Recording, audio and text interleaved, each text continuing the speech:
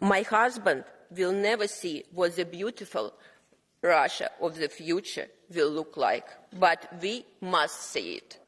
Yulia Navalnaya, wife of late Russian opposition leader Alexey Navalny, is emerging as a new political force after she vowed to carry on her husband's fight for a free Russia.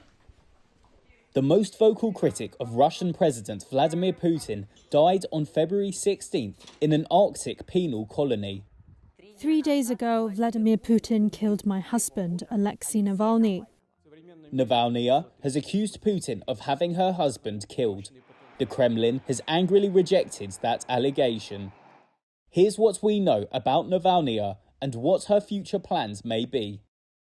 An economist by background, Yulia met Alexei on a holiday in Turkey in 1998. They were both once members of the liberal Russian Yabloko party. For years, she sought to avoid the spotlight, but often appeared beside her husband at rallies, on the campaign trail and in the courtroom during his many trials. She herself has been arrested multiple times at protests related to her husband's activist work.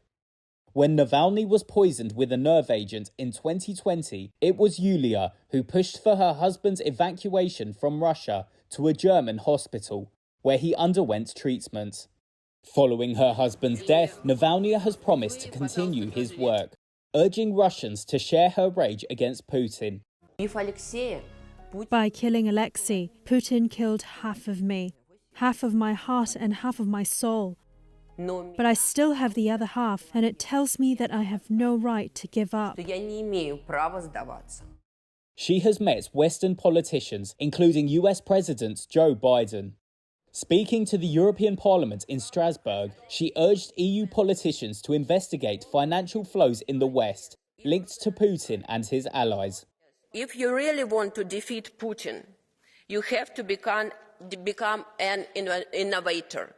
You have to stop being boring.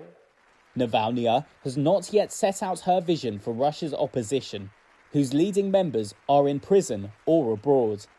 Yulia Navalnaya is our new hope. She has taken upon herself all of Alexei Navalny's political capital.